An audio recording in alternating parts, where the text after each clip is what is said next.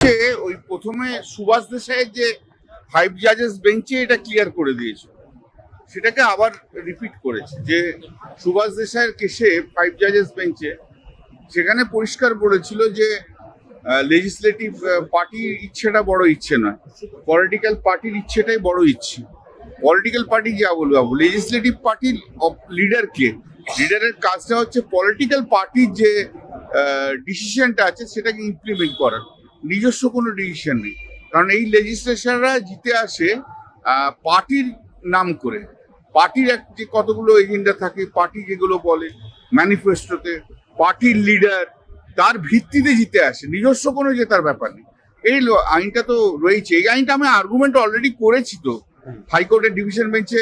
ওই opposition letter যেটা দিয়েছে ঋতুব্রত ব্যানার্জি, সেটা স্টেজ জন্য তো করেছি অলরেডি আর্গুমেন্ট, খুব শীঘ্রই রেজাল্ট বেরোবে। এই ন্যাশনাল টেস্টিং এজেন্সির বিশেষজ্ঞরাই, মানে কোনো প্রিন্টিং প্রেস থেকে প্রশ্নপত্র ফাঁস হয়নি, বিশেষজ্ঞরাই ফাঁস করেছিল, বাড়িতে বসে মুখে মুখে উত্তরার প্রশ্ন বলে দেয়। দেখো, এই সরকারের সমস্ত কিছুটাই চুরিতে ভরা, আস্তে আস্তে ধরা পড়ছে, আরো ধরা পড়বে, পুরোটাই চুরিতে ভরা রয়েছে, আরো সময় লাগবে। ভারতবর্ষের মানুষ বুঝতে পারে গেছে बाकीपुर सिर्फ झांकी है, सारा इंडिया बाकी है। एनसीपीआई का कोई गुरुत्व है क्या, कोई इम्पोर्टेंस है? क्यों एनसीपीआई करते हैं आप लोग? আপনারা কেন বলেন এনসিপি এর কোনো গুরুত্ব নেই? ওই 20খানা সিটে না বাই ইলেকশন করে দেখিয়ে দেবো। 19 জন যাচ্ছে, দেব যাচ্ছে না। দেবের বিষয় এনসিপিআই চিঠিতে তো সই করেছিল, আজকে আবার আবু তাহের গেছে ইয়ের কাছে, কংগ্রেসের গৌরব গোয়ের কাছে গিয়ে বলছে কংগ্রেসে আমাদের নিয়ে নিন। এরা না ঘাটকা না ঘাটকা হয়ে গেছে। প্রধানমন্ত্রীর সঙ্গে খেতে ভালো লাগে, খুব ভালো, এনজয় করুন। 2 বছর 2.5 বছর তো অনেকের হয়েছে, দিল্লি ভালো করে দেখেনি, ঠিক এনজয় করুন। বিজেপিও ওদের নেবে না। প্রবলেম হচ্ছে যে পশ্চিমবাংলার বিজেপি পর্যন্ত ওদের ঘৃণা করে। আপনি দাবি করেছিলেন যে বেশ কয়েকজন তৃণমূলের এই সাংসদরা। আমি তো কখনো দাবি করিনি, এটা আপনি আমার মুখের উপর চাপাচ্ছেন। আমি বলি যে 2 সপ্তাহ ওয়েট করুন, রেজাল্ট দেখবেন, দেখুন না, দেখতে থাকুন না। অলরেডি তো সুপ্রিম কোর্টে আরেকটা অবজারভেশন দেখলেন, এরকম দেখবেন। আমি তো এই কথা বলিনি কখনো। দেব কি আপনাদের সঙ্গে যোগাযোগ করছে? আমি জানি না ভাই, কে কার সঙ্গে যোগাযোগ করছে ওসব আমি জানি না। ওর বিরুদ্ধেও ডিফেকশন পিটিশন ফাইল হচ্ছে, সুপ্রিম কোর্টে ফাইল হয়ে গেছে। আজকে 20-20খানা বাই ইলেকশন করে দেখাবো।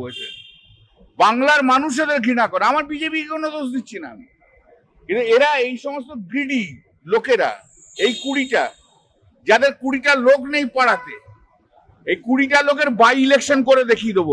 ওই প্রথমে সুভাষ দেশাইয়ের যে 5 জাজেস বেঞ্চে এটা ক্লিয়ার করে দিয়েছে, সেটাকে আবার রিপিট করেছে যে সুভাষ দেশাইয়ের কেসে 5 জাজেস বেঞ্চে সেখানে পরিষ্কার বলেছিল যে লেজিসলেটিভ পার্টির ইচ্ছেটা বড় ইচ্ছে নয়, পলিটিক্যাল পার্টির ইচ্ছেটাই বড় ইচ্ছে। পলিটিক্যাল পার্টি যা বলবো, লেজিসলেটিভ পার্টির লিডারের কাজটা হচ্ছে পলিটিক্যাল পার্টির যে ডিসিশনটা আছে সেটাকে ইমপ্লিমেন্ট করার, নিজস্ব কোনো ডিসিশন নেই। কারণ এই লেজিসলেশনরা জিতে আসে পার্টির নাম করে।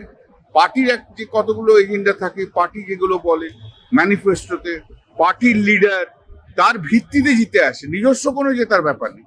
এই আইনটা তো রয়েছে, এই আইনটা আমি আর্গুমেন্ট অলরেডি করেছি তো হাইকোর্টের ডিভিশন বেঞ্চে। ওই অপোজিশন লেটার যেটা দিয়েছে ঋতুব্রত ব্যানার্জি, সেটা স্টেজ জন্য তো করেছি অলরেডি আর্গুমেন্ট, খুব শীঘ্রই রেজাল্ট বেরোবে। এই ন্যাশনাল টেস্টিং এজেন্সির বিশেষজ্ঞরাই, মানে কোনো প্রিন্টিং প্রেস থেকে প্রশ্নপত্র ফাঁস হয়নি, বিশেষজ্ঞরাই ফাঁস করেছিল, বাড়িতে বসে মুখে মুখে উত্তরার প্রশ্ন বলে দেয়। দেখো, এই সরকারের সমস্ত কিছুটাই চুরিতে ভরা, আস্তে আস্তে ধরা পড়ছে, আরো ধরা পড়বে, পুরোটাই চুরিতে ভরা রয়েছে, আরো সময় লাগবে। ভারতবর্ষের মানুষ বুঝতে পারে গেছে बाकीपुर सिर्फ झांकी है, सारा इंडिया बाकी है। एनसीपीआई का कोई गुरुत्व है क्या, कोई इम्पोर्टेंस है? क्यों एनसीपीआई करते हैं आप लोग? আপনারা কেন বলেন এনসিপি এর কোনো গুরুত্ব নেই?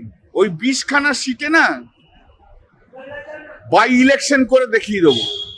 19 জন যাচ্ছে, দেব যাচ্ছে না। দেবের বিষয় এনসিপিআই চিঠিতে তো সই করেছিল, আজকে আবার আবু তাহের গেছে ইয়ের কাছে, কংগ্রেসের গৌরব গোয়ের কাছে গিয়ে বলছে কংগ্রেসে আমাদের নিয়ে নিন।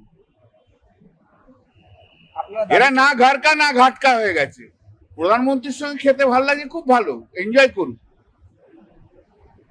2 বছর 2.5 বছর তো অনেকের হয়েছে, দিল্লি ভালো করে দেখেনি, ঠিক এনজয় করুন। দাদা আপনি দাবি করেন বিজেপিও ওদের নেবে না।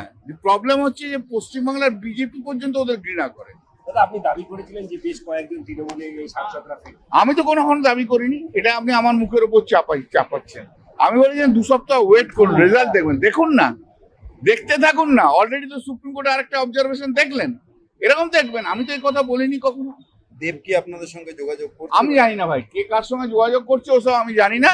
ওর বিরুদ্ধেও ডিফেকশন পিটিশন ফাইল হচ্ছে, সুপ্রিম কোর্টে ফাইল হয়ে গেছে। আজকে 20টা 20খানা বাই ইলেকশন করে দেখাবো। এতে বাংলার মানুষ এদের ঘৃণা করে। আমার বিজেপি কোনো দোষ দিচ্ছি না আমি, কিন্তু এরা এই সমস্ত গ্রিডি লোকেরা, এই 20টা, যাদের 20টা লোক নেই পাড়াতে, এই 20টা লোকের বাই ইলেকশন করে দেখিয়ে দেবো।